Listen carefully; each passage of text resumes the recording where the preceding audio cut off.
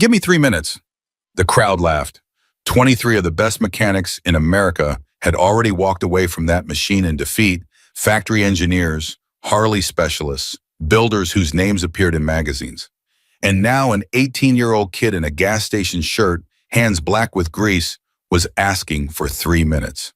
Logan Steele looked at him for a long moment, not laughing, not smiling, just looking. 3 minutes, Logan said. Start when you touch it. If you've ever watched someone walk into a room and instantly change everything in it, drop a comment below with the city you were watching from. I want to see how far this story travels. And if you're new here, hit that subscribe button and stay with me until the very end. Because what happened next didn't just fix a motorcycle, it changed what a lot of people thought they knew about talent pride and what it means to earn something. The Iron Beast wasn't just a motorcycle. That's the first thing you need to understand before any of this makes sense. Because if you walk into this story thinking it's about a broken engine and a kid who got lucky, you'll miss everything that actually mattered. The Iron Beast was Logan Steele's declaration to the world. 10 years of obsession poured into titanium and chrome, a custom build so sophisticated that the engineers who designed parts of it had never seen them assembled together in quite that way. It had been commissioned piece by piece, built in 3 different states, blessed by mechanics who had spent decades working on machines that most people would never be allowed to touch. It weighed 640 pounds fully loaded. It produced power numbers that made professional racers go quiet when they heard them. And it had never in 4 years of riding given Logan Steele a single problem. Until the morning of the Riverside charity ride, Logan had pulled out of the staging area the same way he always did, slow, deliberate, letting the crowd feel the machine before it moved. 2,000 people had gathered along the road. There were news cameras. There were children on their parents' shoulders. There were veterans who had driven 3 hours to be there, standing along the barricades in their cuts and their colors, because this ride wasn't just for show. It was raising money for families who had lost someone. It was the kind of thing Logan had been doing quietly for 15 years long before anyone cared to write about it. He had made it exactly 47 yards from the staging area when the Iron Beast died. Not a sputter, not a rough idle, not the kind of cough an engine makes when it's cold or unhappy. The machine simply stopped as if someone had reached inside it and pulled out its heart. One moment the exhaust note was filling the street with that deep rolling thunder that people felt in their chests.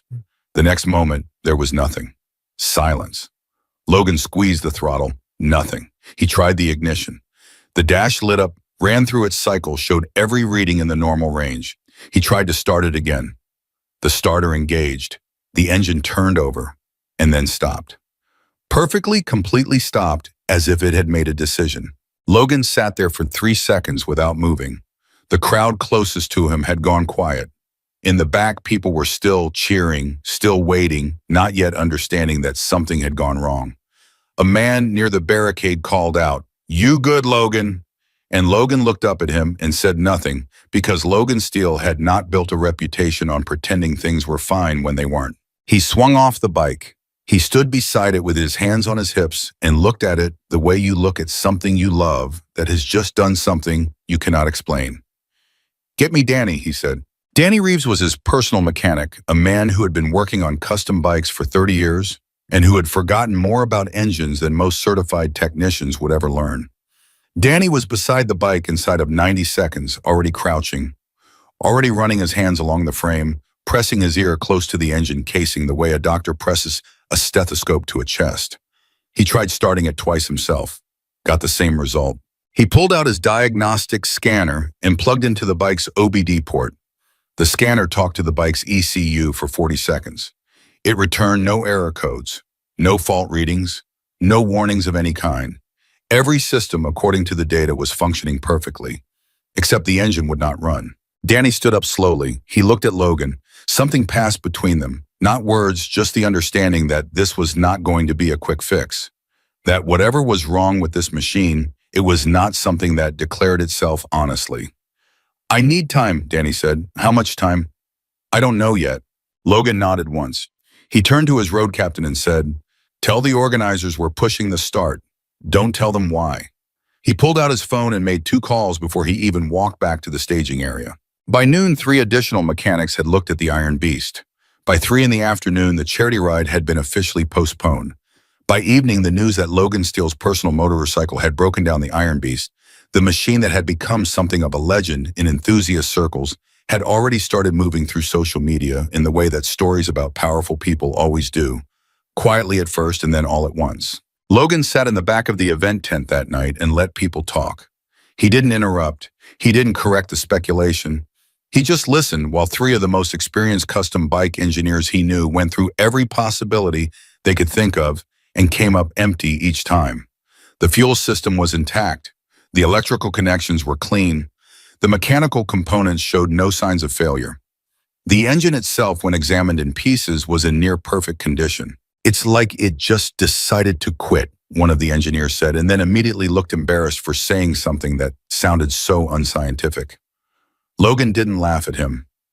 He thought about it for a long moment and then said, "What don't we understand about it?" Nobody had a good answer. He said, "Find out." Sharing. The second day brought specialists. Logan had made it known through the channels that mattered in that world that the Iron Beast had a problem nobody could diagnose, and that he was willing to pay serious money for a solution. By 8 in the morning, a factory-trained engineer from the manufacturer of the bike's custom ECU had flown in from Ohio. He spent 4 hours with the machine. He ran every diagnostic protocol he knew. He called 2 colleagues on the phone and walked through the problem with them step by step. At the end of 4 hours, he told Logan with visible discomfort that he could not find the source of the failure. Logan thanked him, paid him for his time, and called the next name on his list. By the end of the second day, 7 mechanics had examined the Iron Beast. Not one of them had been able to identify the problem. The machine continued to behave the same way each time: diagnostics, normal components, intact engine, refusing to run. It was, technically speaking, a perfectly healthy machine that simply would not function. The story was growing now. Someone had filmed Logan's original breakdown from the crowd, and the footage was making its way around the internet with the kind of speed that only happens when a story has the right ingredients: a famous name, an expensive machine, and an unsolvable mystery. The comments were running in 2 directions. Some people were sympathetic. Others were enjoying the spectacle of something powerful being brought low by something it couldn't control. That was human nature, and Logan understood it without resenting it. What he didn't understand yet was how much bigger it was about to get. On the morning of the 3rd day, he made the announcement. He did it in the parking lot of the venue, standing beside the Iron Beast, with no prepared speech and no media handler telling him what to say. He had called the press himself. Local news, some national outlets that had already been sniffing around the story, a handful of the most prominent motorcycle media channels in the country. They gathered around him in a loose half circle, and Logan looked at them for a moment before he spoke, and when he spoke, his voice was completely level. 23 days, he said. 23 days of this charity ride has been delayed because of this machine. And in that time, we've had some of the best mechanical minds in this country look at it and come away with nothing. He paused. He let that sit. "So I'm going to do something I've never done before. I'm going to open this up. Whoever can diagnose and fix the Iron Beast completely correctly, with the engine running the way it was built to run, gets a reward of $5.4 million. There was a beat of silence so complete that you could hear traffic from the highway 3 blocks away. Then the questions started, and Logan answered exactly 3 of them before he walked back inside, because he had said what he needed to say, and there was nothing left to add. By that afternoon, the number $5.4 million was in every headline that touched the story. By evening, it had been picked up by international outlets. The Iron Beast, a motorcycle, had become the most talked about broken machine on Earth, and the people started coming. They came from everywhere. They came with tools and credentials and reputations and confidence. They came because $5.4 million is a number that changes the gravity of a room, that makes people willing to try things they might otherwise consider beneath them or beyond them. A man who had built championship-winning drag bikes drove up from Texas in a trailer. A woman who held 3 patents in motorcycle fuel system design flew in from Germany. A retired Harley-Davidson development engineer who had worked on the touring line for decades showed up in a rental car with a briefcase full of specialized equipment. Logan let them all in. He stood back and watched and said very little, because he had already learned in the first 2 days that talking didn't help. He observed each mechanic's approach, the way they moved around the bike, what they checked first, what they trusted, and what they questioned. He was not a formally trained engineer. He had learned mechanics the way a lot of people from his generation learned it, through necessity and repetition, and the particular kind of attention you develop when you can't afford to pay someone else to fix your problems. But he understood enough to watch someone work and get a sense of whether they were thinking or performing. Most of them were performing. Not because they were dishonest, they believed in themselves. They had good reasons to believe in themselves. But there was a quality to their work that Logan kept noticing, a tendency to move straight to the most complex possibilities, to treat the problem as something grand and obscure, something worthy of their expertise. They weren't looking for a problem. They were looking for the right kind of problem. The factory-certified Harley specialist spent 6 hours on the fuel injection system. He disassembled components that had never needed to be touched. He found nothing wrong and left without speaking to anyone. The woman with the fuel system patents ran a spectral analysis on the fuel itself, looking for contamination. The fuel was clean. She ran it twice. She adjusted her hypothesis and moved to the injector, timing spent 3 hours there, and eventually told Logan quietly that she was out of ideas she was comfortable sharing. The retired development engineer was the most thorough of any of them. He worked slowly and systematically and never seemed frustrated. He was there for 2 days. On the second day, he asked Logan if he could see the original build documentation for the bike's electrical system, and Logan had someone pull it up on a laptop. The engineer studied it for an hour and said, "There may be a software interaction here that nobody anticipated." But when pressed for specifics, he admitted that diagnosing it would require equipment he didn't have access to, and that even with the right equipment, he wasn't sure he could reproduce the conditions under which the failure occurred. 14 mechanics, 16, 19, 20. Each failure became part of the story. The live stream that a motorcycle media channel had set up in the parking lot was drawing hundreds of thousands of viewers at peak times. The comment sections were brutal in the way that anonymous crowds always are when they sense blood. People speculated that the bike was unfixable, that Logan was being played by whoever had built it, that the whole thing was staged, that nobody offers $5.4 million for a motorcycle repair without some angle being worked. Logan didn't address any of it. He let the noise happen around him and kept his focus on the problem. But by the 22nd failed attempt, even the people closest to him were starting to feel the weight of it. His road captain, a quiet, steady man named Marcus, who had ridden beside Logan for 11 years, pulled him aside on the 4th evening and said, "Logan, you might need to consider the possibility that this one doesn't get fixed. At least not by anyone who's come through here." Logan looked at him for a moment. "You think I should quit?" "I think there's no shame in accepting that some problems don't have available solutions." "That's a different thing than quitting," Logan said. "But no, I don't think that's right." He looked back toward the parking lot where the Iron Beast sat under a canopy attended by 2 men who were on their 23rd attempt. "I've been watching how everyone works, and they're all doing the same thing in different ways. They're looking for one failure, one thing that went wrong. But I don't think it's one thing." Marcus looked at him. "What do you think it is?" "I think it's 4 things," Logan said. "And I think they're only visible when you look at them together, which means we need someone who can see the whole picture, not just the part they're trained to see." Marcus thought about that. Then he said, "Where do you find someone like that?" And Logan said honestly, "I don't know, but I think they find you." He showed up on the morning of the 4th day. No truck, no trailer full of specialized equipment, no assistant carrying cases of tools.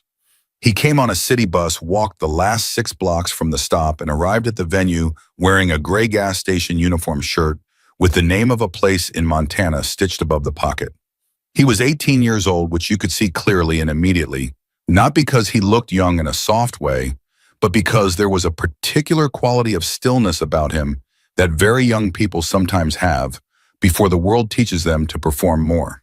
His hands were the hands of someone who worked with them constantly, knuckles nicked and healed over grease that had settled into the lines of his palms in a way that soap would take days to fully clear. He spoke to the woman managing the sign-in area for potential mechanics.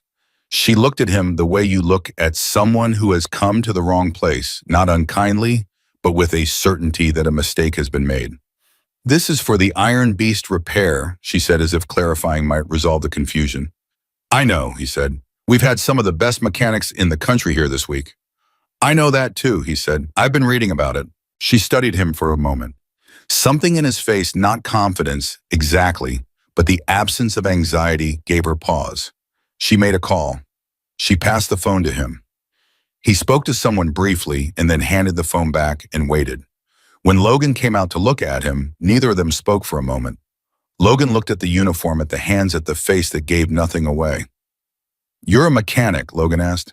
"I work at a gas station. I fix what comes through." "That's not what I asked." The boy looked at him steadily. "I've been working on engines since I was 9. My father had a garage. He got sick and couldn't run it anymore, so I started doing his work. I don't have certifications. I don't have a shop, but I know what's wrong with your bike." That last sentence landed differently than the others. Not louder, not more emphatic, just declarative, the way you state something that you simply know. Logan was quiet for 3 seconds. Then he said, 22 mechanics couldn't figure it out. 23, the boy said. I was watching the last one through the fence this morning. He was looking in the same place as everyone else. And where should he have been looking? I'll show you. Give me 3 minutes. Somewhere behind Logan, someone laughed. It was the kind of laugh that happens automatically, the body's response to something that seems obviously absurd. And Logan turned slowly toward the sound and the laugh stopped. He turned back to the boy. He studied him for another long moment, the stillness, the hands, the absolute absence of need for anyone in that crowd to believe him. What's your name? Logan asked. Ethan, the boy said. Ethan Cole. Logan nodded once. 3 minutes, he said. Start when you touch it. Ethan Cole walked toward the Iron Beast the way someone walks toward a thing they already understand, not slow, not fast, just purposeful, with the kind of economy of movement that comes from years of working in tight spaces where every gesture has to mean something. The crowd parted just enough to let him through, mostly because people were curious in the way they get curious about something they are also prepared to laugh at. A few phones came up. The live stream camera swung in his direction. Someone in the back called out, "Who's the kid?" And someone else replied, "Nobody." And that answer seemed to satisfy the crowd completely. Logan stood 6 feet back and said nothing. Ethan reached the bike. He didn't circle it the way the other mechanics had, doing that slow, deliberate walk around that communicates expertise to an audience. He stopped at the right side, crouched down to eye level with the engine casing, and just looked. Not touching yet, just looking. His eyes moved in a pattern that wasn't random. You could tell if you watched closely that he was tracing something specific, following a line of thought that had a beginning and a direction. Marcus leaned close to Logan and said quietly, "He's not even touching it yet." "I know," Logan said. "The clock's running." "I know that too." 40 seconds passed. The crowd began to stir. Someone said, "Is he going to actually do something?" Someone else said, "He's thinking genius." And those two people looked at each other with the specific hostility of strangers who disagree in public. Then Ethan moved. He pressed 2 fingers against the frame rail just ahead of the battery box, held them there for 3 seconds, released. He moved to the ECU housing and did something that nobody in the crowd could quite see. His hand was partially blocked by the frame, and then he stood up and walked around to the left side of the bike. He pressed his palm flat against the fuel tank near the seam, held it there, released.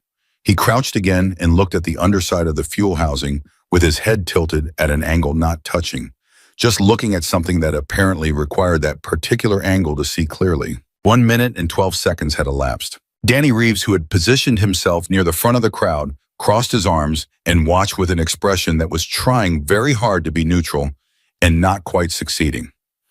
He had been the first mechanic to fail, and he had spent 4 days since then watching other people fail in different ways, and he had arrived at a settled certainty that whatever was wrong with the Iron Beast was wrong in a way that required equipment and data that no individual working by hand could identify in any reasonable time frame. He was watching this teenager and feeling 2 things simultaneously: the professional irritation of someone who suspects they're watching a performance and something quieter underneath it that he didn't want to name yet. Ethan straightened up. He looked at Logan. "Your grounding cable on the secondary circuit has an intermittent break," he said. "It's not a clean break. It's a microfracture that opens under thermal expansion. So it tests fine cold and fails when the engine comes to operating temperature. That's why your diagnostics show nothing. The fault isn't present when the bike is sitting still. Silence. Logan looked at him. What else? Ethan tilted his head slightly, the way a person does when they're confirming they heard a question correctly. He hadn't expected that. He'd expected argument or dismissal or at least surprise. The fact that Logan had said, "What else?" as if he already understood there was more changed something in Ethan's posture almost imperceptibly. Sensor timing drift, Ethan said. Your crank position sensor and your throttle position sensor are both reading correctly individually, but they're operating with a tolerance gap that's just wide enough to cause a conflict under load. Neither one is broken. Together, they're creating a condition the ECU doesn't know how to handle. And the ECU itself, software conflict. The firmware version on your ECU has a known interaction issue with the custom fuel mapping that was loaded into it. Whoever built this bike loaded a fuel map that was written for a different firmware version. Under normal conditions, it runs fine. Under specific load and temperature conditions, the ECU gets conflicting instructions and shuts down the fuel system as a safety response. He paused. It thinks it's protecting the engine. Logan had not moved. He had not changed expression. His arms were at his sides, and he was looking at Ethan with the full weight of his attention, which was a thing that people who had been around Logan Steele for years described as almost physical, like being looked at by someone who had decided that whatever you were saying was the only thing happening in the world right now. You said 4 failures, Logan said. That's 3. Ethan crouched back down and pointed, not touching, just pointing at a specific section of the fuel housing near the bottom. There's a micro fracture in the fuel housing at the lower seam. It's not leaking yet, but under pressure, it's flexing just enough to cause a momentary drop in fuel pressure that compounds the ECU issue. They're working together. None of them alone would stop this engine. Together, they create a cascading failure that looks like nothing because you're searching for one broken thing and there are 4 broken things hiding behind each other. 1 minute and 58 seconds. The crowd was not laughing anymore. That had stopped somewhere around the 1-minute mark, quietly without anyone acknowledging it. The people who had been holding their phones up to mock were still holding their phones up, but the energy had changed. They were recording now because they didn't want to miss what was happening, not because they expected it to be funny. Danny Reeves had uncrossed his arms. A woman 2 rows back, she had driven up from Sacramento and had been working on motorcycles since 1987, had put her hand over her mouth. Marcus was looking at Logan. Logan was not looking at Marcus. Can you fix it? Logan asked. I already know how, Ethan said, but I need a few specific things. He listed them, not hesitating, not searching for the right words, just listing them the way you recite a phone number you've dialed enough times to have memorized. A specific gauge wire for the grounding circuit repair. A laptop with the correct firmware version and the ability to access the ECU's base settings. A fuel pressure gauge. And someone who could get him the original fuel map file that had been loaded into the ECU before the custom mapping was installed. Logan looked at Marcus. Marcus looked at the logistics of what had just been requested and said, Laptop's in the trailer. Wire I have. Fuel pressure gauge, Danny has one. The original map file. He paused. He took out his phone. I'll call the builder. Make the call, Logan said. 2 minutes and 21 seconds. Shaggy. What happened in the next 3 minutes was the kind of controlled chaos that happens when a situation shifts faster than the people around it can adjust. Marcus was on the phone. Someone was running to the trailer for the laptop. Danny Reeves had walked straight to his truck without being asked and was already coming back with the pressure gauge because Danny was a professional, and professionals do not let pride get in the way of a problem being solved even when the solution is coming from a direction that embarrasses them. But the clock had run past 3 minutes and someone in the crowd noticed. Time's up, a man called out. His voice had that particular quality of someone who has been waiting for an excuse to say something. He said 3 minutes. It's been 4. Logan turned toward the voice with a slowness that suggested he had all the time in the world and was choosing to use it in this direction. He looked at the man. The man was maybe 50, broad across the shoulders, wearing a jacket with a shop logo on it. He had the look of someone who'd worked with machines his whole life and had built an identity around knowing things. His 3 minutes were for the diagnosis, Logan said. He gave me the diagnosis. He held the man's gaze for 1 additional second, not threatening, not aggressive, simply communicating that the conversation was complete. And then he turned back to Ethan. The man in the shop jacket said nothing else. Ethan was crouched beside the bike again, looking at the grounding circuit with the kind of focus that blocks out everything peripheral sound crowd pressure, the specific awareness that several hundred people were watching him, and that the live stream currently had 400,000 concurrent viewers who were watching a teenager in a gas station shirt either validate everything he just claimed or publicly destroy his credibility in front of a camera that would save it forever. None of that was on Ethan's face. What was on his face was the problem. Danny arrived with his pressure gauge and crouched beside him without a word. The two of them were close together over the engine now, and Danny said quietly, "Where exactly?" And Ethan showed him, and Danny pressed the gauge fitting into place and read the result and straightened up and looked at Logan and said in a voice that was making a serious effort to stay steady, "He's right about the fuel pressure. It's dropping, not much, but it's dropping." The woman 2 rows back said, "Oh my God, my God," in a tone that was completely involuntary. Someone closer to the front turned and repeated it to the person behind them. "He's right about the fuel pressure." And it moved through the crowd in that specific way that information moves when it's confirming something people were starting to believe but didn't want to say out loud. The live stream chat was exploding, not the scattered comments of a bored audience, but the rapid-fire response of a crowd that had just watched something they didn't expect. Marcus appeared at Logan's shoulder. "Builder's calling back in 2 minutes. He's checking his files for the original map." "Tell him to check faster," Logan said. Ethan stood up. He looked at Logan with that same level gaze, no triumph in it, no performance, just information being communicated between two people who were both focused on the same problem. "While we wait on the file," Ethan said, "I can address the grounding issue and start on the sensor calibration. The fuel housing fracture, I can seal it with what you have on hand.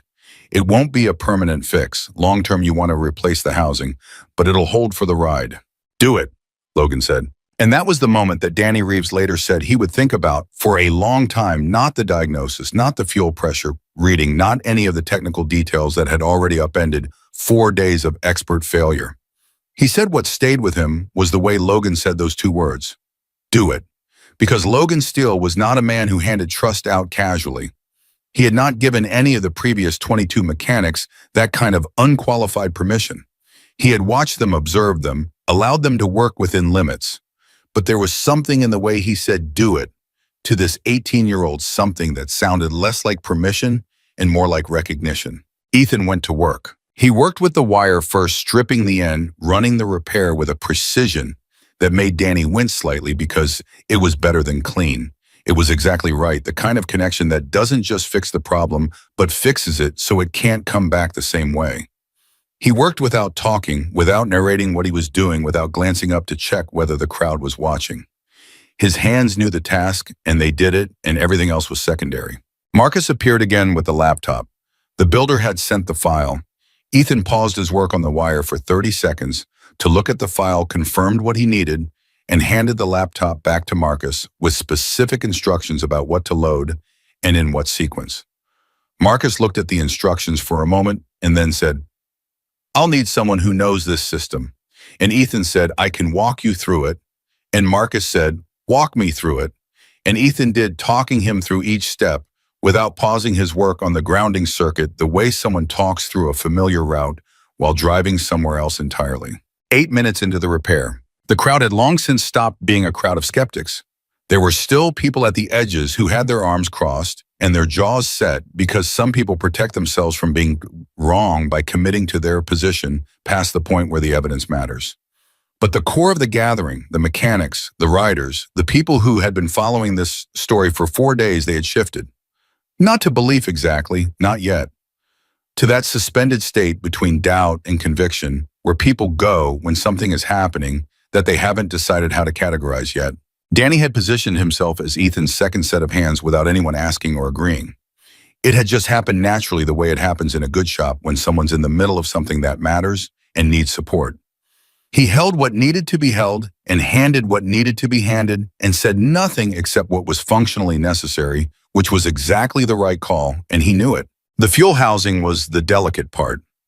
Ethan worked at it with a steadiness that surprised everyone watching because The access angle was difficult and the fracture was fine enough that you had to know exactly where to look to find it, and he had found it by eye alone, without magnification, which shouldn't have been possible for someone his age with his level of formal training, and yet, there his hands were. 14 minutes, 15. Logan was standing with his arms at his sides and his eyes on the bike and his mind somewhere that Marcus couldn't quite reach. Marcus had known Logan for 11 years and could read him the way you read a person after that long, not perfectly, but accurately enough to know when something was shifting under the surface. And something was shifting. Logan was not watching Ethan the way he'd watched the other mechanics. He wasn't evaluating. He wasn't waiting for the failure point. He was watching the way you watch something that already makes sense to you and you're just waiting for it to arrive at its conclusion. Marcus said quietly, "You knew." Logan didn't look at him. Knew what? That it wasn't one failure. Logan was quiet for a moment. Then he said, "I suspected. I couldn't prove it. I didn't have the language for it." But he did. He did, Logan said, and something in his voice was not quite what Marcus expected. Not pride, not vindication, not the satisfaction of being right. It was something older and quieter. The thing that surfaces in people who have spent years around skill and can recognize it on sight even when it appears in a form they didn't anticipate. 17 minutes in, Ethan straightened up and said, "The firmware is updated." Marcus confirmed it was, and the map file loaded correctly. Marcus read him the confirmation from the screen. Ethan nodded once. He looked at the bike and then at Logan and said, "It's ready to try." The crowd heard that. The crowd went so quiet that the live stream audio, which the producers later described as the cleanest moment in 4 days of recording, picked up the sound of wind moving across the parking lot and nothing else. Logan walked to the bike. He didn't rush. He put his hand on the grip and looked down at the machine for a moment that stretched and held and didn't break until he was ready to let it.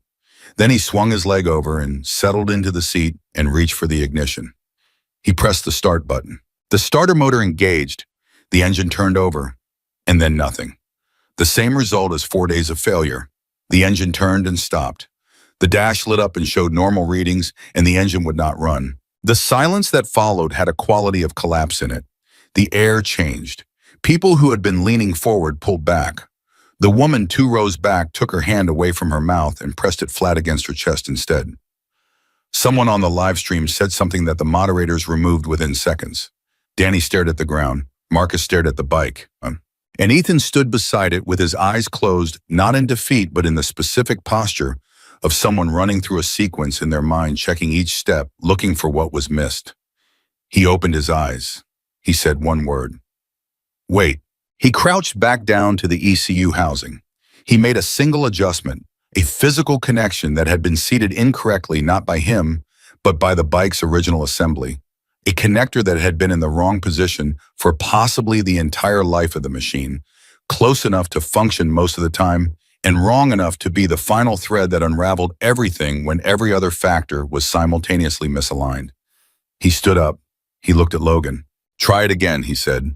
And in his voice there was something that was not certainty exactly, but was indistinguishable from it. Logan pressed the start button. Logan pressed the start button. The starter motor engaged.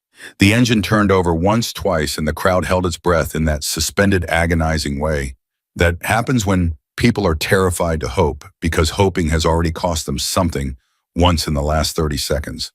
The engine turned a third time. And then from somewhere deep inside that 640-pound machine that 23 of the best mechanics in the country had declared a mystery, something caught. Something found its footing. The combustion sequence fired in the order it was designed to fire. The fuel pressure held where it needed to hold. The ECU received instructions that made sense for the first time in 4 days and processed them the way it was built to process them, and the iron beast came alive. The sound it made was not quiet. It was the sound of a machine returning to what it was, deep and rolling and layered with harmonics that you didn't just hear, but felt the kind of exhaust note that moves through your sternum and settles somewhere behind your ribs and stays there. The idle settled at exactly the right RPM, steady, and even not hunting, not stumbling, just running the way a machine runs when everything inside it is doing exactly what it was designed to do. For 2 full seconds, nobody made a sound, and then the crowd broke. Not in an organized way, not applause building from the front to the back, the way it does at a performance where people know when to clap. It broke the way a crowd breaks when something happens that bypasses the part of the brain that decides how to respond. People yelled. A man near the barricade grabbed the person next to him by both shoulders and shook him.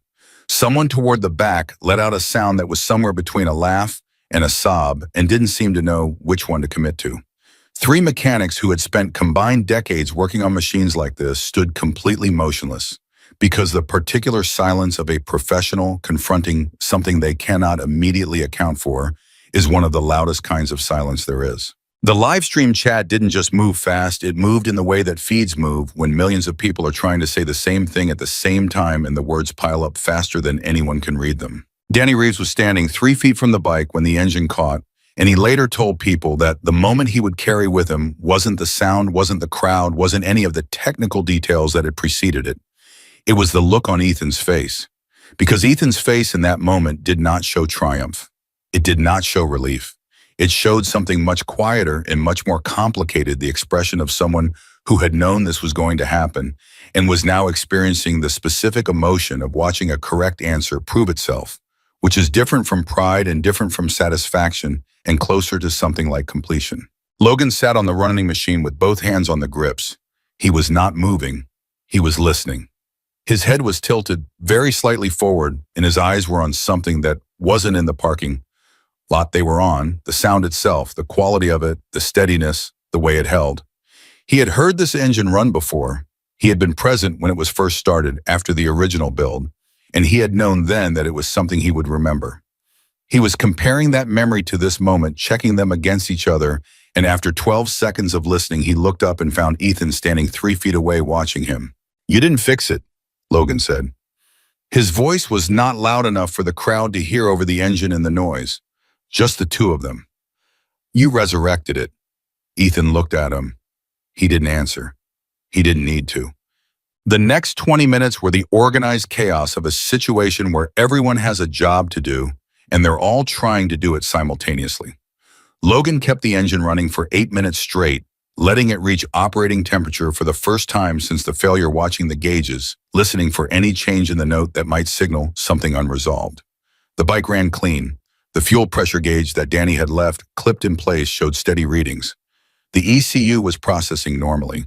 The sensor timing, with the firmware updated and the conflicting map replaced, was operating within tolerance on both channels simultaneously. Marcus was on the phone with 3 different people at once, or rather, he was cycling between 3 calls in rapid succession because the nature of Logan's world meant that news like this traveled fast, and the people who needed to know about it needed to hear it from the right source in the right order. Logan watched him pace and said nothing because Marcus had been managing the communication layer of his life for 11 years, and Logan had learned that the most useful thing he could do when Marcus was working was to stay out of the way. The media people were repositioning.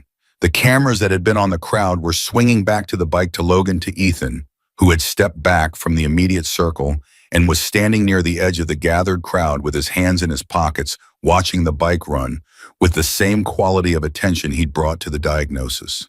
Not basking, just watching, making sure. A reporter pushed through to Logan before his road captain could intercept her. "Mr. Steele, who is this kid? Where did he come from? How did he do what 23 professionals couldn't?" Logan looked at her with the particular patience of someone who has been asked questions they consider less important than the situation at hand. "His name is Ethan Cole," he said. "He came from Montana, and he did it because he looked at the right things." "But how did he know?" "You'd have to ask him," Logan said, and he turned back to the bike. The reporter turned toward Ethan. Ethan saw her coming and didn't move, didn't step back, didn't look for an exit. He waited. "How did you know what to look for?" she asked. Everyone else was stumped. Ethan thought about it for a moment, not performing the thinking, actually thinking. Then he said, "They were all looking for the failure. I was looking at how the systems talk to each other. Any one of those 4 problems alone wouldn't have stopped this engine. But together in the right sequence, under the right conditions, they created a loop the ECU couldn't break. You have to see the whole conversation, not just the loudest voice." She stared at him. "You're 18. "Yes." "Where did you learn this?" "My father's garage," he said. and from fixing every broken thing that came through our door because we couldn't afford to turn work away. She asked him 3 more questions, and he answered all of them in the same way directly, without elaboration, without the self-conscious awareness of the camera that most people can't suppress when a lens is pointed at their face.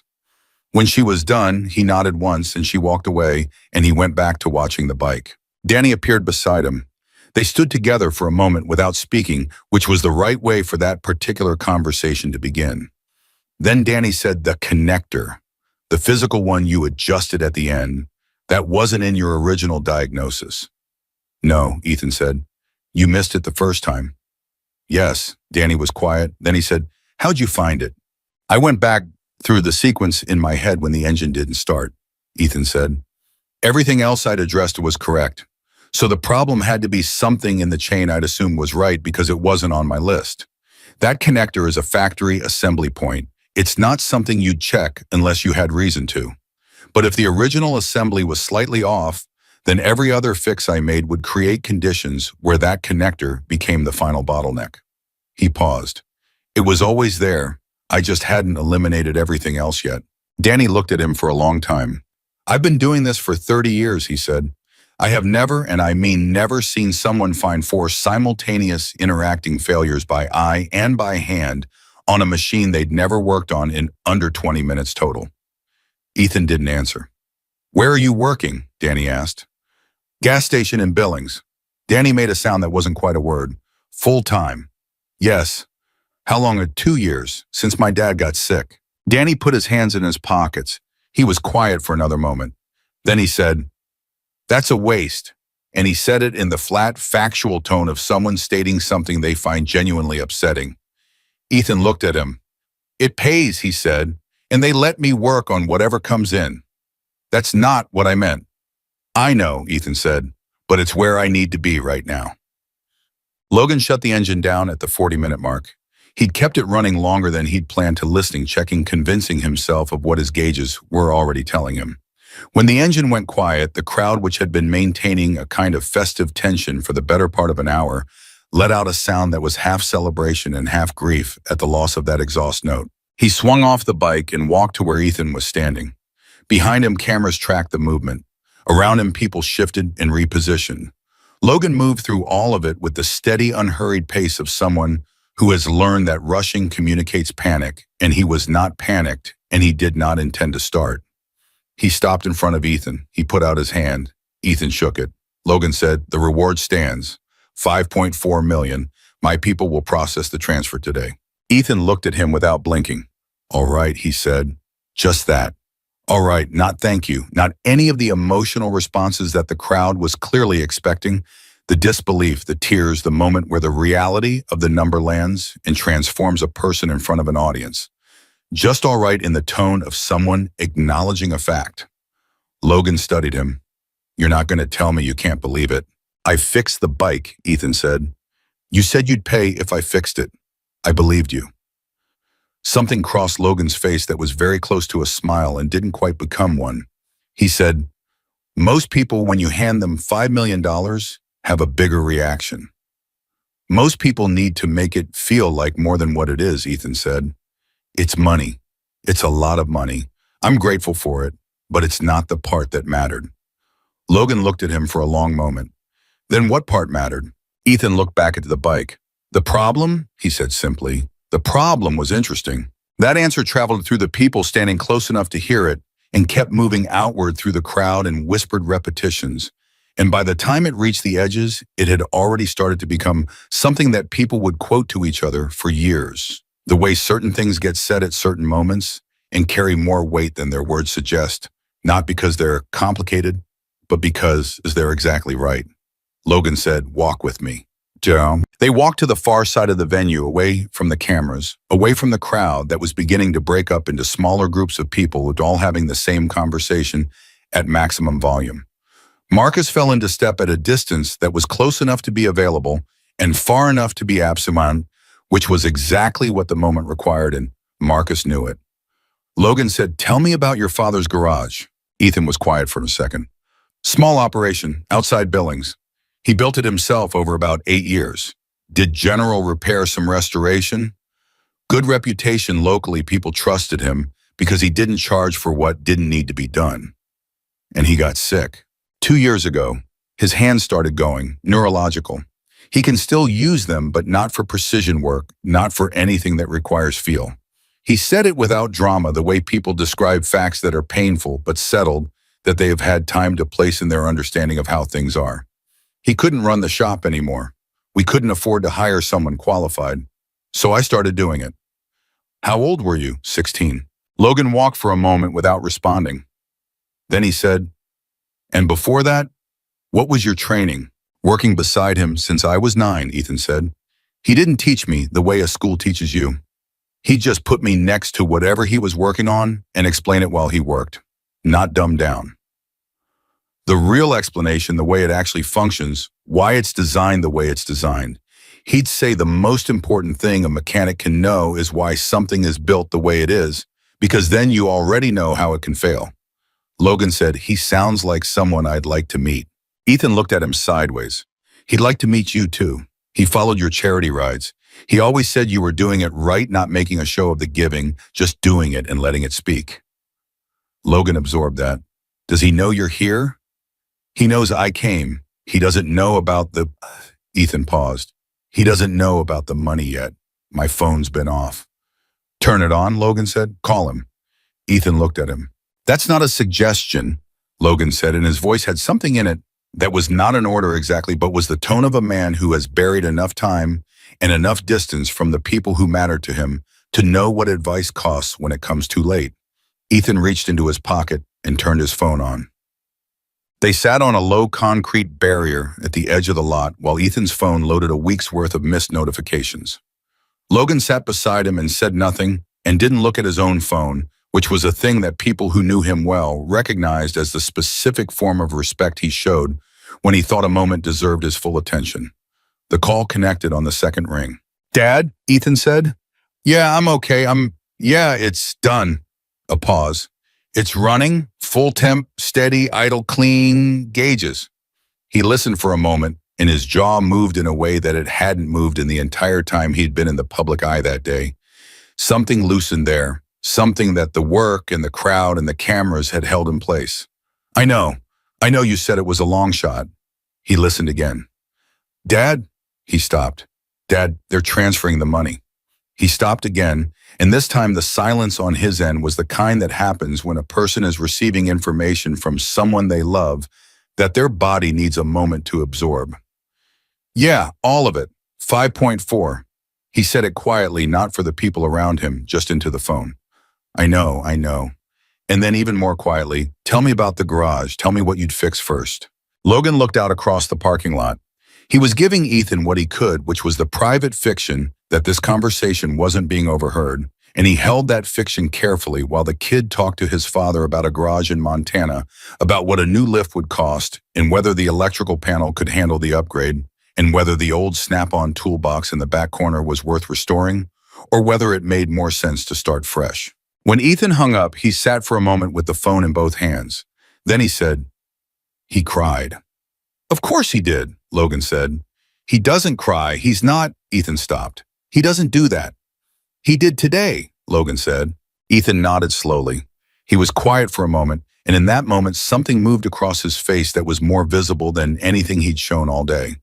Not the problem-solving focus, not the calm of someone doing work, they understand, but something younger, something that fit the 18 years he actually was, the weight of 2 years of carrying something that was too heavy for a teenager's shoulders, and the first real exhale of knowing you've changed the terms. Then Logan said, I want to ask you something, and I want you to answer it honestly, not the way you think I want to hear.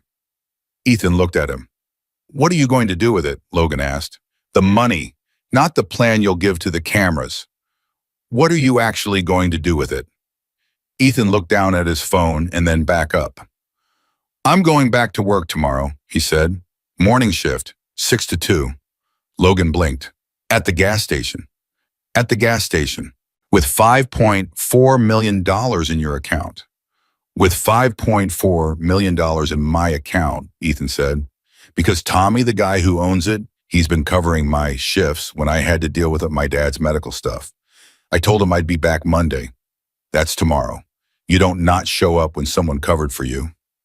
Logan stared at him.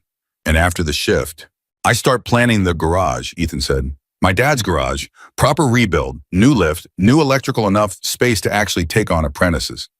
Kids who can't afford trade school, who learn the same way I did next to someone who'll explain the real thing instead of the textbook version. He paused. My dad had this saying. He said skills shouldn't belong only to the people who can pay for it. He said it so many times I stopped hearing it for a while. But it's right. It's completely right. And I've got the means now to do something about it. Logan sat with that for a moment. A long moment, the kind he didn't give to many things. Then he said, you know what I told a reporter an hour ago when she asked me how you did what 23 professionals couldn't? Ethan shook his head. I said you looked at the right things. Logan paused. But that's not quite it. Any skilled mechanic looks at the right things. What you did was look at how everything talked to each other. You saw the system, not the parts. He let that sit. That's not something you can teach in a certification program. That comes from something else. From not being able to afford the parts, Ethan said. When you can't replace something, you have to understand it well enough to fix it with what you have. You learn the relationship between components because you can't just swap them out. He was quiet for a beat. Poverty teaches you to see systems. Rich shops replace things. Poor shops fix them. Logan looked at him for a long moment. Then he said something that he hadn't planned to say that arrived complete and certain from somewhere underneath the conversation they'd been having. I want to be part of the garage, he said. Not financially, you've got that covered now. I mean, I want to be involved. I know people, fabricators, engine builders, restoration specialists who've been doing this for 40 years and would put time into teaching the right kids if someone asked them the right way. He paused. Let me make some calls. Ethan looked at him with an expression that for the first time all day showed something like surprise. Not the stunned, overwhelmed surprise of someone who didn't expect the money, something more specific than that. The surprise of someone who prepared for one outcome and is now standing in a completely different one. Why? Ethan asked. Logan said, because I've been funding things for 20 years that I thought mattered. Charity rides, community programs, scholarship funds. And most of them do matter. But what you described, kids learning by working next to someone who explains the real thing, that's what I would have wanted when I was 17 and couldn't afford the program and couldn't get past the door. His voice was level, but there was something behind it that Ethan heard clearly. I didn't have someone who saw me then. I found my way eventually, but it cost more than it should have. He stood up from the barrier. You're 18. Your father built something worth continuing. Let me help you continue it. The crowd across the lot was thinning now, breaking into smaller groups, people drifting toward their vehicles while others gathered around phones replaying the footage that was already everywhere. The Iron Beast sat under its canopy engine, cooled the bike that had confounded the country for 4 days, sitting quietly in the late afternoon as if nothing unusual had happened at all. Marcus appeared at Logan's peripheral and caught his eye the silent signal of something that needed attention. Logan straightened up. He looked at Ethan. I'll get you my direct number before you leave, he said. Not my assistant, mine. Ethan nodded. And Ethan. Logan paused. He looked at the kid one more time, the gas station shirt, the hands, the face that still hadn't learned to perform for cameras, and might never. Your father raised someone worth meeting. Ethan held his gaze. So did yours, he said, and Logan went still for just a moment because nobody had said anything like that to him in a very long time. And the simplicity of it landed with more weight than a complicated thing would have. Then Logan walked toward Marcus, and Ethan turned back toward the bike, and somewhere on the other side of the lot, a camera caught the two of them moving in separate directions. And that image, the kid and the man walking away from the same center point, would be the one that ran in every story about that day for the next several weeks because it looked exactly like what it was. Two people who had just given each other something they hadn't expected to find. The transfer cleared at 11:47 that night. Ethan knew because Marcus had sent him a text with a confirmation number and a single line beneath it that read, Logan wanted you to know it went through tonight, not tomorrow, tonight. Ethan was sitting on the edge of his motel room bed when the message arrived, still in the gas station shirt because he hadn't packed anything else, his phone balanced on his knee, and the room's single lamp throwing a cone of yellow light across the wall in front of him. He read the message twice. He set the phone down on the bed beside him. He sat there for a while without moving. Not because he was overwhelmed, but because he was doing the thing he always did. When something large happened, he was letting it become real at the speed it could actually become real. Not faster, not with any performance of feeling that the moment hadn't actually produced yet. $5.4 million. He said the number quietly to himself, not because he needed to hear it, but because saying a thing out loud is sometimes the only way to check whether you believe it. He believed it. He also believed that tomorrow morning he was going to wake up at 5:15, drive the rental car back to the drop-off location, take the bus to the gas station, put on his other shirt, the one with the stain on the left cuff that he'd never fully gotten out, and start his 6 o'clock shift. Because Tommy had covered for him, and you don't not show up when someone covered for you. That was not a complicated moral position. It was just the way Ethan Cole had been raised to move through the world. He picked his phone back up and called his father again. It was late, but he knew his father would be awake. His father hadn't slept well in 2 years since the hands started going, because the nights were when the fear had the most room to move. His father picked up on the first ring. "Still up?" Ethan said. "Couldn't sleep," his father said. Kept thinking about the connector. Ethan almost laughed. Of everything his father could have been thinking about, the money, the crowd, the cameras, the story that was apparently already running on 3 different news channels, he was thinking about the connector. The physical assembly point that Ethan had missed on the first pass and found on the second. "What about it?" Ethan asked. "I've been trying to remember if I ever showed you that on anything we worked on together," his father said. That specific failure mode, a factory assembly point seated wrong from the beginning, close enough to work under normal conditions, and wrong enough to become the final fault under compound stress. "You didn't," Ethan said, "not specifically, but you showed me the principle. You always said the first assembly is where the original assumptions live, that whatever assumptions the builder made get locked in at that point." His father was quiet for a moment. "You took that further than I meant it." "You taught me to take things further than you meant them," Ethan said. "That was the whole point." Another silence, and in it, Ethan could hear his father breathing, could hear the particular quality of a person trying to hold something together and not doing it perfectly. "I'm proud of you," his father said, and his voice had the roughness in it that appears when a person hasn't let themselves cry in a long time and is now paying the accumulated interest on that restraint. "I've been proud of you every day for 2 years, but today is its own thing." "I know," Ethan said. "Come home soon." "Tuesday," Ethan said. "I'll be home Tuesday." He said goodnight and set the phone down and turned off the lamp and lay back on the motel bed in the dark. Outside the parking lot was quiet. Somewhere across the city, a machine worth considerably more than it had been worth 4 days ago was sitting in a secured vehicle bay engine, cooled all 4 of its interlocking failures, addressed, waiting for its next ride. And Ethan Cole lay in the dark and thought about the garage in Montana and what the electrical panel would need and whether the floor drain was still functional, and fell asleep before he'd finished thinking through the list. His alarm went off at 5:15. He got up. Tommy Reyes had owned the Billings Road service station for 19 years and had seen approximately everything that a gas station owner sees in 19 years, which is a wider range of human experience than most people appreciate until they've spent time behind that counter. He was 53 broad with a gray mustache that he'd been growing since his 20s and had no intention of removing, and he had the specific quality of steadiness that develops in people who've spent 2 decades being the fixed point in a place where everything else is in motion. He was unlocking the side door at 5:58 Monday morning when he heard the bus pull in across the street. He didn't look up immediately.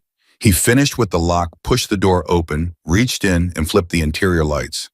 Then he heard footsteps on the gravel and looked up. Ethan was crossing the lot with his hands in his jacket pockets, head slightly down against the early morning cold, moving at the pace of someone who is exactly where they expect to be at exactly the time they expect to be there.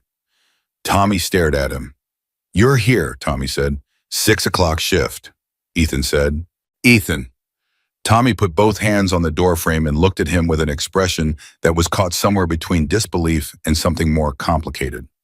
"You have $5 million. 5.4, Ethan said. "And I told you it'd be here Monday."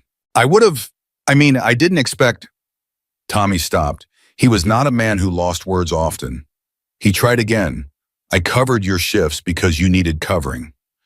That doesn't mean you owe me a Monday morning when you're. He made a gesture with one hand that was intended to encompass the entirety of what had changed in Ethan's life in the past 24 hours. I know it doesn't mean I owe you, Ethan said. I'm here because I said I'd be here. Those are different things. He moved past Tommy through the door and reached for the apron on its hook without breaking stride. Tommy watched him tie it on. Then he said, "The news vans have been calling the station since last night." Ethan looked up. "3 of them," Tommy said. "Wanted to know if you'd be in today. I told them I didn't know." He paused. "I didn't know." Ethan thought about that for a moment. Then he said, "What did you tell them, that I couldn't speak for my employees?" "Good answer. I thought so." Tommy moved behind the counter and started the register sequence. "For what it's worth, I think you're doing the right thing. Coming in. Not because you owe me, you don't, but because it's the kind of thing that tells you who a person actually is. Anyone can say what they do with $5 million. You're just showing it." Ethan looked at him. "My dad used to say that character is what you do the morning after everything changes." Tommy nodded slowly. "Smart man." "He is," Ethan said. "He really is." The first customer came in at 6:14. He was a regular 60s retired, drove an F-150 that he kept in excellent condition and always paid in cash. He walked to the counter, looked at Ethan, looked at the television mounted on the wall behind the counter that Tommy had turned on at some point in the past 10 minutes, and that was currently showing footage of the Iron Beast coming back to life in a parking lot in California, and then looked back at Ethan. "That you?" he said. "Yes, sir," Ethan said. The man looked at the screen again, looked at Ethan again, put his money on the counter. "Regular on pump 3, he said. "And good on you, son. Good on you." He walked out. Ethan processed the transaction. Tommy, standing 6 feet away, said nothing, but his mustache moved in a way that indicated he was smiling under it. By 8 o'clock, 2 news vans had parked across the street. By 9, there were 4. Logan Steele saw the footage at 7:45 that morning. Marcus had sent it to him, a clip from a local Billings news station that had picked up on where Ethan worked and had sent a camera to see if he'd actually show up. The clip was 42 seconds long. It showed Ethan behind the counter of the road service station in a gas station uniform, processing a customer transaction with the same focused efficiency he'd brought to the Iron Beast the day before. The chyron at the bottom of the screen read, "Teen who fixed $5.4 million motorcycle returns to gas station job day after." Logan watched it twice, then he called Marcus. "Did you see it?" "Saw it an hour ago," Marcus said. "It's running everywhere now. The clip's been shared about 400,000 times since 6 this morning." Logan was quiet for a moment. "He said he was going back," he said, mostly to himself. "I believed him when he said it. I still didn't think he'd actually. He's also apparently the only employee there this morning because the other guy called in sick," Marcus said. "So he's running the whole station by himself with 4 news vans outside." Logan almost laughed. "Of course he is. There are people stopping in who don't need gas," Marcus said. "Just coming in to see him. He's treating it exactly like a normal shift." "What's he doing when people bring it up?" "Answering their questions, thanking them, and ringing them out." Marcus paused. "One woman apparently came in and hugged him, and he just stood there and let her, and then asked if she needed anything else." Logan sat with that image for a long moment. "Make a call to the garage builder I use for the Sacramento restoration," he said. "Bob Haley. Tell him I've got a project in Montana I want him to consult on. A full rebuild. Tell him there's a young man running it who he's going to want to meet." "Already on the list," Marcus said. "And the guys from the Tucson shop, the ones who've been doing apprenticeship work with the community college program there. Get me a time to talk to them this week." "Done." A pause. "Logan?" "What?" "The charity ride," Marcus said. "The reason all of this started. We've raised more in the past 24 hours than we raised in the 3 days before the breakdown." Logan went still. "How much more?" "About 6 times more," Marcus said. "The story broke everything open. People who'd never heard of the ride, who'd never engaged with anything you've done publicly, they're donating. The comments are all some version of the same thing. People saying they watched the kid fix the bike and it made them want to do something that mattered. Logan didn't say anything for a moment. Then he said, reschedule the ride this weekend if we can get the permits, and Ethan rides with us. Not as a guest, as part of the crew. Marcus said he'd make the calls. The thing that nobody had anticipated, that none of the journalists covering the story, none of the motorcycle community commentators, none of the people who had been dissecting the footage and the diagnosis and the reward in the 48 hours since the engine turned over, was the response from the professional mechanics. It started with Danny Reeves. He posted a video on Tuesday evening. Not a polished production. He shot it on his phone, sitting at his workbench in the same shop where he'd been working for 22 years. He spoke for 7 minutes. He talked about the Iron Beast, about what he'd found and hadn't found about the 4 days of failure that had preceded Ethan's 3-minute diagnosis. And then he said something that the internet, particularly the communities that cared about craft and skill and the economics of knowledge, was not fully prepared for. He said, I've been a mechanic for 30 years. I'm good at it. I'm genuinely good at it. But what that kid did in that parking lot, I want to be honest with people about what I saw. He didn't just have knowledge. He had a way of seeing that I don't think certification programs produce. And I've been asking myself why. And I think I know the answer. We teach people to look for the failure that matches the symptom. He was taught, or he taught himself, I'm not entirely sure which to look for the conversation between failures. That's a different skill. And we don't have a good way of creating it deliberately. We create it by accident in people who can't afford to work any other way. He stopped it there. He put down his phone. The video had 2 million views by Wednesday morning. Ethan saw it during his lunch break on Tuesday, sitting in the back of the station while Tommy covered the counter. He watched it twice, the same way he'd read Marcus's text about the money, letting it become real at the speed it could become real. Then he called Danny. Danny picked up on the third ring. I was wondering if you'd see it, he said. 2 million views, Ethan said. As of an hour ago, Danny said. It's moving. You didn't have to do that, Ethan said.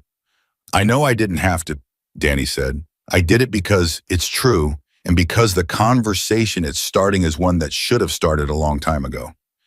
He paused. I also did it because I felt like I owed the problem a better accounting than it got from me. Ethan was quiet for a moment. You didn't fail because you weren't skilled enough, he said. You failed because you were solving the right problem with the wrong frame. That's a different thing. I know that, Danny said. That's what the video was trying to say. It said it, Ethan said. Clearly. A pause, then Danny said, I talked to Logan this morning. Ethan waited. He told me about the garage, the rebuild, the apprenticeship idea. Danny's voice had a particular quality in it, the sound of a decision being tried out before it's fully made. I'd like to be part of it. Not full-time, I've got my shop, but I could come out a few times a year, run workshops, specifically on systems thinking, on the kind of diagnostic approach you used. If you'd have me. Ethan took a breath. You drive to Montana to teach kids in my father's garage. I drive to Montana to teach kids in your father's garage, Danny confirmed. And before you say you don't want charity, I wasn't going to say that, Ethan said. I was going to say yes. Danny exhaled. Good, that's good. Danny, Ethan paused. You were the best of the 23. I want you to know I saw that. The way you worked, you were the closest. If the firmware conflict had declared itself differently, you'd have found it. I appreciate that, Danny said, but I still didn't find it. Not this time, Ethan said, but you would have. The call ended, and Ethan sat for a moment in the quiet back room of the station. Through the thin wall, he could hear Tommy dealing with a customer, the familiar rhythm of the transaction, the beep of the register. In 2 days, he would drive home to Billings. In a week, he would sit down with his father, and they would start making lists. Real lists with numbers and timelines and the specific sequencing of decisions that turns an idea into something you can stand inside of. His phone buzzed. A text from a number he didn't recognize with a Montana area code. He opened it. It read, My name is Carol Whitfield. I run the vocational program at Yellowstone County High School. I watched your story.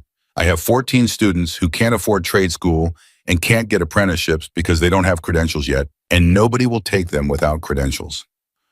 Would you be willing to talk? Ethan read it twice, then he typed back, Yes, call me Thursday after 6. He put his phone in his pocket and went back to the counter. Logan made the drive to the rescheduled charity ride staging area on Saturday morning with the Iron Beast running beneath him, the way it was built to run steady and strong, and exactly as it should be, the exhaust note rolling out behind him in the early quiet of a California morning before the city fully woke up. He rode alone for the first 20 minutes, which was the way he thought through things that mattered with road under him in movement, and the particular clarity that comes from being in motion and having nothing else to do but think. He thought about the 23 mechanics. He thought about what Danny had said in the video about frames, about the way expertise can become a limitation when it creates a certainty about what kind of problem you're solving before you've actually identified the problem. He thought about how much of his own life he'd spent solving the wrong problem with the right tools, how many times he'd applied real capability to a situation he'd misread from the beginning. He thought about a 16-year-old kid in a garage in Montana working beside a man who was teaching him the real thing because the real thing was all they had. He thought about what it would have meant to him at 17 to have someone see him. He pulled into the staging area at 7:40. The bikes were already assembling, the riders milling and talking in the specific way of people who are about to do something that matters together. Marcus was at the edge of the lot with a clipboard and his phone and the expression of someone managing 12 things at once and handling all of them. Ethan was there. He was standing beside a borrowed bike, a clean but unglamorous touring machine that one of Logan's chapter members had offered without being asked because word traveled fast in that community, and the community had decided to respond. He was in jeans and a clean jacket, watching the assembled riders with a look that was somewhere between curiosity and something harder to name. Not awe, he was not easily awed. More like recognition, like looking at something he understood the purpose of and was glad to be near. Logan pulled up beside him and cut the engine. "How does she feel?" Ethan asked, looking at the Iron Beast. "Like herself," Logan said. "Like she should." Ethan nodded. "The firmware update will hold. You won't have the interaction issue again with that map." "I know," Logan said. "I trust the work." Ethan looked at him. The morning light was sharp and clear, the way California mornings are in October, and in it, Logan could see the kid clearly, the tiredness that 2 years of hard work had put around his eyes, the steadiness that had grown up inside of it, the particular quality of someone who had been carrying weight for long enough that they'd stopped noticing they were carrying it. "I got a call yesterday," Logan said, "from a foundation in Chicago that funds vocational programs in underserved communities. They saw Danny's video, they saw your story. They want to talk about funding the garage rebuild and a formal apprenticeship program under your father's name." He paused. "I didn't give them your number. I told them to talk to me first. I wanted to ask you before anyone else got access to this." Ethan looked at him steadily. "Why? Because it's your thing," Logan said simply. "Not mine, not a foundation's, not a good story for someone's annual report. Your thing, and I've seen too many good ideas get taken over by the people who fund them. I wanted you to know what you're agreeing to before you agree to it." Ethan was quiet for a moment. What would they want in return? Reporting, documentation, the ability to point to it as a model. Logan held his gaze. "Nothing that would change what it is. But I want you to hear that from them, not just from me. Make them say it to your face and see if you believe them." "Set up the call," Ethan said. "I'll make that determination myself." "I know you will," Logan said. "That's why I'm setting it up." Around them, the staging area was filling with the noise of engines starting, of riders settling in, of the organized energy of a large group preparing to move. The charity ride that had been delayed 4 days by a dead machine was finally happening on a morning that felt to most of the people present like something more than the sum of its parts. Marcus appeared at Logan's shoulder. "We're ready when you are." Logan looked at Ethan. "You ride." "Since I was 15, Ethan said. "Then ride," Logan said. "Up front, beside me." Ethan looked at the borrowed bike. He looked at the assembled riders, the cuts and the colors, and the history they represented, the decades of road and community and chosen family that existed in that gathering. He was 18 years old and had arrived the week before on a city bus with his hands in his pockets, and now he was being asked to ride at the front. He did not make it into a bigger moment than it was. He walked to the bike, checked it the way he checked everything quickly, thoroughly, with complete attention, swung his leg over, and started it. Logan watched him settle into the machine. Something in his chest did something that he hadn't felt in a while, that arrived without warning, and sat there warm and certain, the feeling of something being right. Not fixed, not resolved. Right in the ongoing sense, the way a well-running engine is right, not because nothing will ever go wrong again, but because the fundamental thing is working the way it was meant to work. He started the Iron Beast. The exhaust note rolled out into the morning air, deep and steady and alive, and every head in the staging area turned toward it, the way people turn toward a sound that carries meaning beyond its decibels. And beside it, Ethan Cole's borrowed machine added its quieter voice, and the two of them idled together at the front of a line of riders who were about to do something that mattered on a morning that had started to feel like the beginning of something that didn't have a name yet, but was real and was moving and was not going to stop. The ride lasted 4 hours and 11 minutes. Ethan knew the exact time because he checked his watch when they pulled back into the staging area, not out of impatience, but out of the habit of someone who has spent 2 years accounting for every hour of his day. 4 hours and 11 minutes of road of the Iron Beast running beside him with that deep and steady exhaust note that he had heard in his mind before he ever touched the machine, the sound of something working exactly as it was designed to work. He had not spoken much during the ride. There wasn't much to say, and the road had its own language that he understood without needing to translate it into words. Logan pulled up beside him when they stopped. He cut the engine and sat there for a moment, and Ethan could see on his face the thing that a long ride does to a person. It settles them. Takes whatever was complicated or unresolved and gives it room to breathe until it either sorts itself or reveals itself as something that can wait. "How'd she feel the whole way?" Ethan asked.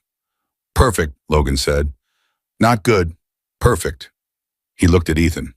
"There's a difference." "I know," Ethan said.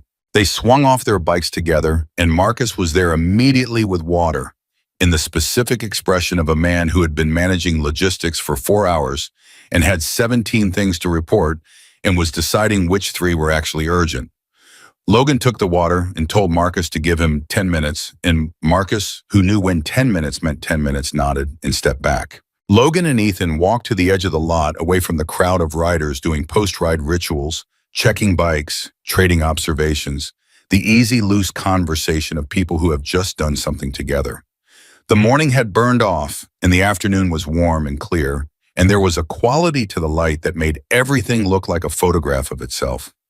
"I've been thinking about what you said," Logan said. "On the ride, something you said before we left." Ethan looked at him. "I didn't say much before we left." "You said the fundamental thing was working," Logan said. "When I asked how the borrowed bike felt, you said it's not pretty, but the fundamental thing is working. And I've been turning that over for 4 hours. Ethan waited. "That's how you diagnose the Iron Beast," Logan said. "You didn't start with what was broken. You started by mapping what was fundamental, how the systems were supposed to talk to each other, and then found where the conversation was failing." He paused. "I've been running my chapter, running the charity work, running everything I'm responsible for the same way for 15 years. And I think I've been starting in the wrong place, looking for what's broken instead of understanding the fundamental thing first." Ethan considered that. "What would the fundamental thing be?" he asked. "For what you do?" Logan thought about it honestly, which was a thing Ethan had noticed about him. He didn't answer quickly when the question deserved a slow answer. "The people," Logan said finally. "The reason the rides matter, the reason the charity work matters, it's because of specific people in specific situations who need something to change. But I've been running the infrastructure of helping without always going back to whether the infrastructure is actually reaching those people." He looked at Ethan. "You made me think about the connector, the physical assembly point that was wrong from the beginning and everything worked around it until it couldn't anymore." "You think you have a connector problem?" Ethan said. "I think I might have several," Logan said. "And I think I've been running diagnostics that weren't designed to find them." Ethan looked at him steadily. "Then find someone who sees differently and show them the system." Logan almost smiled. "That's what I did with the bike." "And it worked?" Ethan said. Man. 3 weeks later, Ethan drove home to Billings on a Tuesday afternoon, the way he told his father he would in a used pickup truck he'd bought for Quish at a dealer in California because it was solid and functional, and the price was right, and because he had never in his life paid more for something than it was worth just because he could afford to. The truck had 112,000 miles on it and ran cleanly, and he checked it himself before he signed anything, which had made the salesman visibly uncomfortable and had made Ethan feel completely normal. His father was standing on the front porch when he pulled in. He had heard the truck from a block away. His father had always been able to identify an engine by sound. Even now, even with everything the illness had taken, and he was standing there with one hand on the railing and his face doing the complicated thing that faces do when they are trying to contain more than they are built to hold. Ethan got out of the truck. He walked up to the porch. His father put a hand on his shoulder and gripped it, and they stood there for a moment the way people stand when words are the wrong tool for what they're trying to communicate. Then his father said, "You're skinnier." "I've been busy," Ethan said. "You're sleeping." "Enough. Eating, Dad." "I'm allowed to ask," his father said. "You made me $5.4 million richer. I can ask if you were eating." Ethan looked at him. His father's eyes were bright and his jaw was set in the way it always set when he was holding something back that he decided needed holding. And Ethan thought not for the first time that the two of them were built from the same materials in the same configuration, which was both the reason they understood each other so completely and the reason they sometimes drove each other completely insane. "I'm eating," as Ethan said. "Come inside, I want to show you something." He had brought a folder print, pages actual paper, because his father thought better with things he could hold. Plans for the garage rebuild. Not blueprints yet, not official architectural drawings, but detailed enough to be real square footage, equipment list, electrical requirements, ventilation, the lift specifications, the workspace layout that would allow multiple people to work simultaneously without getting in each other's way. And beside those pages, a second set, the apprenticeship structure, the intake process for students, the curriculum, outline, not a school curriculum, nothing with grades or credentials or the standardized language of formal programs, but a teaching structure built on the same principle his father had always used. You learn by working next to someone who explains the real thing. You learn the why before the how. You learn to see the system before you learn to fix the part. His father sat at this kitchen table and read every page. He read slowly, turning each sheet, carefully going back sometimes to reread something, his eyes moving with the quality of attention that Ethan recognized as the same attention he brought to a difficult diagnosis, not rushing, not performing, comprehension, actually comprehending. When he was done, he set the last page down and put both hands flat on the table and looked at his son. "You kept my name for it," he said. "Cole Mechanical," Ethan said. "That's what it always was. That's what it stays." His father's hands pressed harder against the table. He was very still. "I built that name over 20 years, he said, and his voice had something in it that was barely contained. "One customer at a time, one honest repair at a time. I thought," he stopped. "When I couldn't work anymore, I thought it was over. That the name would just dissolve, that nobody would remember it in 5 years. It doesn't dissolve," Ethan said. "It grows." His father looked at him for a long moment. Then he said, "Sit down, tell me everything, from the beginning. Tell me what the crowd was like. Tell me what Logan Steel looked like when the engine turned over. Tell me all of it." So Ethan sat down at the kitchen table in the house where he had grown up in the town where his father had built something out of nothing over 20 years, and he told him everything. He talked for over an hour. He talked about the crowd and the cameras and the 23 mechanics and the way the 4 failures had hidden behind each other. He talked about the connector, the original assembly point, the thing he'd missed on the first pass and found on the second, and his father leaned forward when he got to that part and asked 4 specific questions and listened to each answer with his full attention. He talked about Danny Reeves and what Danny had said in the video, and what Danny had said on the phone, and what Danny had agreed to do.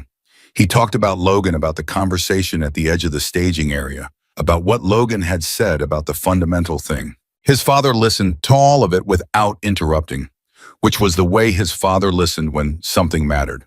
When Ethan finished, his father was quiet for a moment. Then he said, "The connector. What about it, so?" "That's not something I taught you directly," his father said.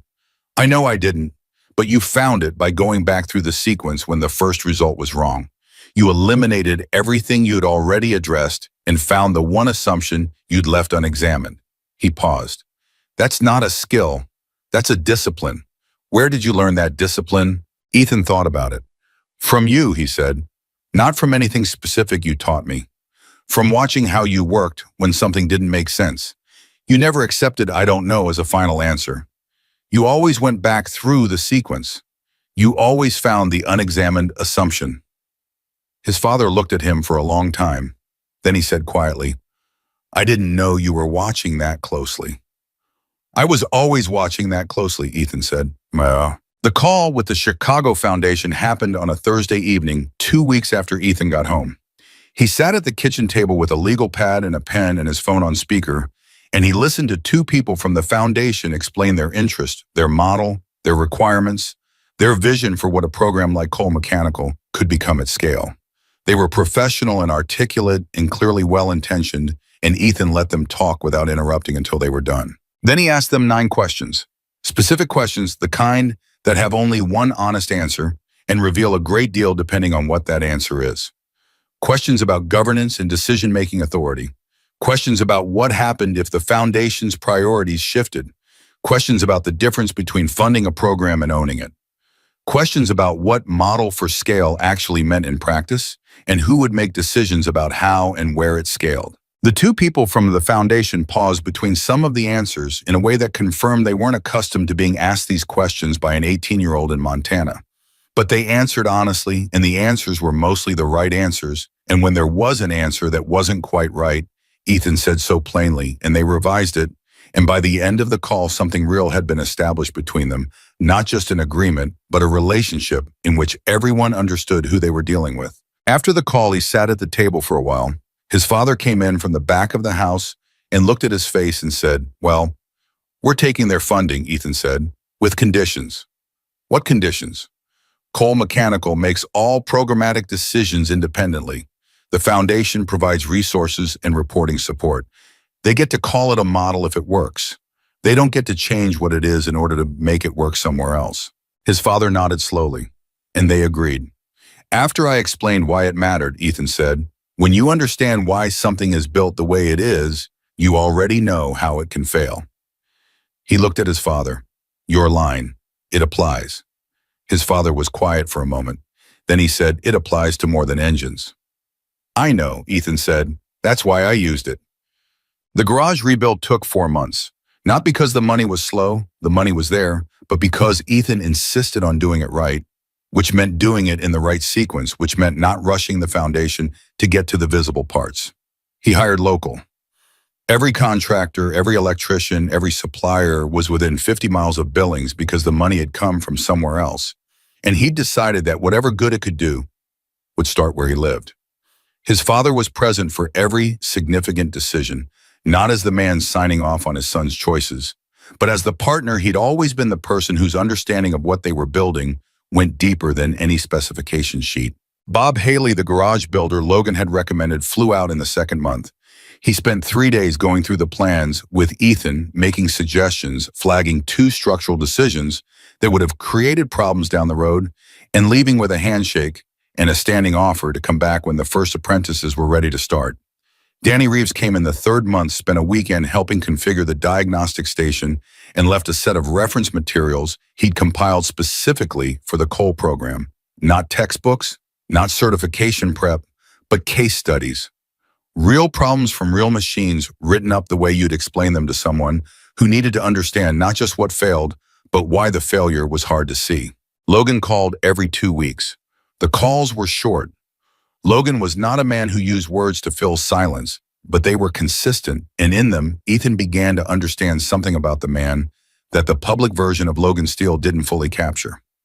Behind the reputation, behind the chapter, and the charity work, and the motorcycle that had briefly become the most famous broken machine in the country, there was a person who had spent decades trying to figure out how to make the thing he'd built mean something beyond himself, who had been asking in one form or another the same question Ethan had been trying to answer in a different language. How do you take something you were given, skill, knowledge, access, resources, and make sure it doesn't stop with you? In the 4th month, Carol Whitfield brought her 14 students from Yellowstone County High School for a tour of the nearly completed garage. They came on a Saturday morning in 2 school vans, and they stood in the space that had been rebuilt from the bones of something Ethan's father had built by hand over 8 years, and they looked at the new lift and the diagnostic station and the workbenches that were set, at a height that assumed the people using them had something serious to do, and some of them were quiet, and some of them were loud. And one kid in the back, maybe 15, with grease already on his jacket, from something that had nothing to do with anything, here kept touching the tools, the way you touch things you've always wanted access to, and couldn't believe you're now allowed to be near. Ethan watched him. He recognized the gesture completely. He walked over and said, "You work on anything?" The kid looked up. "My uncle's truck," he said. "When he lets me." "What kind, Murray?" "'89 Silverado, carbureted." Ethan nodded. "Good engine to learn on. What's wrong with it?" The kid's eyes changed the way eyes change when someone asks the right question. "Idle's rough. My uncle thinks it's the carburetor, but I think it's a vacuum leak somewhere in the line. I can hear it, but I can't find exactly where." "How are you trying to find it?" "Listening," the kid said, "and spraying starting fluid around the lines to see if the idle changes." Ethan looked at him for a moment. "That works," he said, "but it's slow and you can miss small leaks. Come here." He walked to the diagnostic station and explained a faster method. Not a lecture, just a direct explanation, the way you explain something to someone who is capable of understanding it, and you're not going to waste their time pretending otherwise. The kid listened with his whole body leaning forward, absorbing each step. When Ethan finished, the kid said, "That's it? That's all you need to do?" "That's all you need to do," Ethan said. The kid looked at the diagnostic station and then back at Ethan. "How do you know all this?" Ethan thought about the answer for a moment. The real answer, not the short one. "My father stood me next to things that were broken and explained why they were built the way they were built," he said, "from the time I was 9 years old. And he never made me feel like the explanation was too complicated for me to follow." He paused. "That's what we're going to do here, if you want to come." The kid looked at him. "Is it free?" "It's free," Ethan said. The kid looked at the space around him, the lift, the tools, the workbenches built for serious work. Then he said, "When do you start?" "I'm 6 weeks," Ethan said.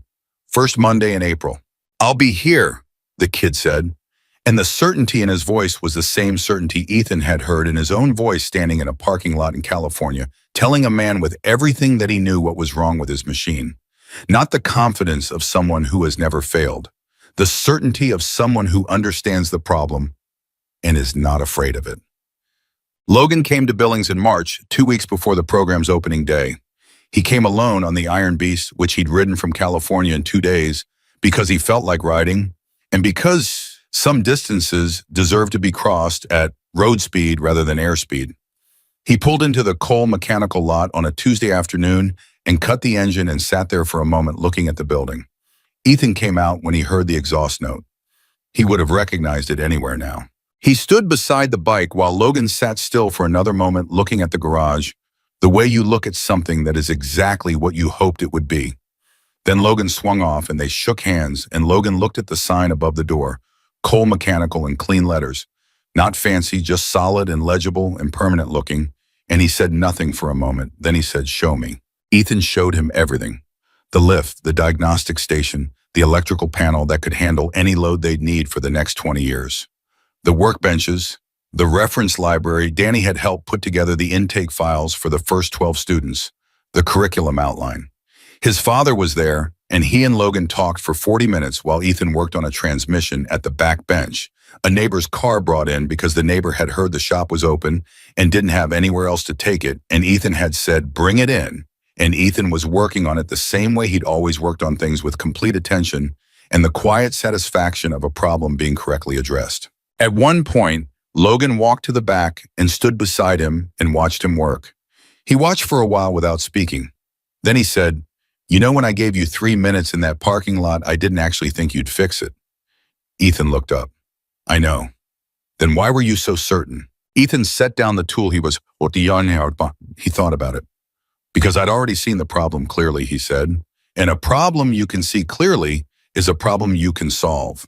The only ones that beat you are the ones you're looking at wrong." He paused. "I just had to make sure I was looking at it right." Logan was quiet for a moment.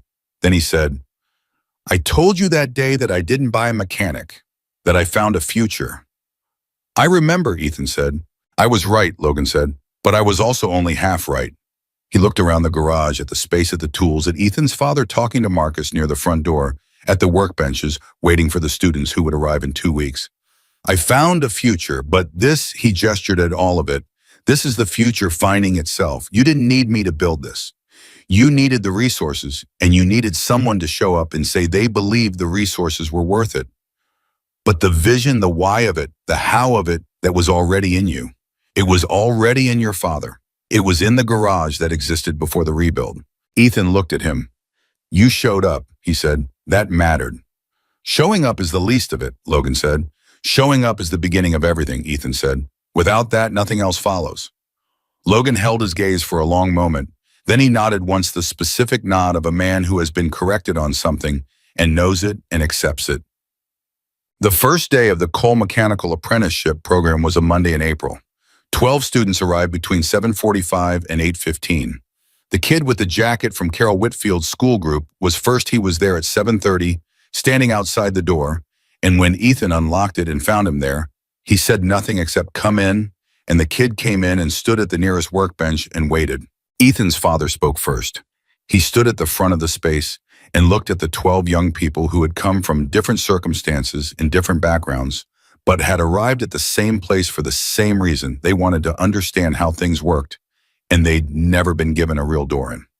He talked for 20 minutes, not from notes, just from the accumulated understanding of a man who had spent his life learning one true thing at a time and now had something to give away.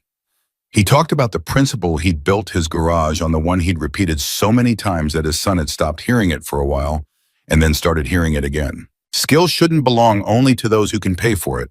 He said it plainly, the way he said everything, without decoration, without performance, without the self-consciousness of a man making a speech.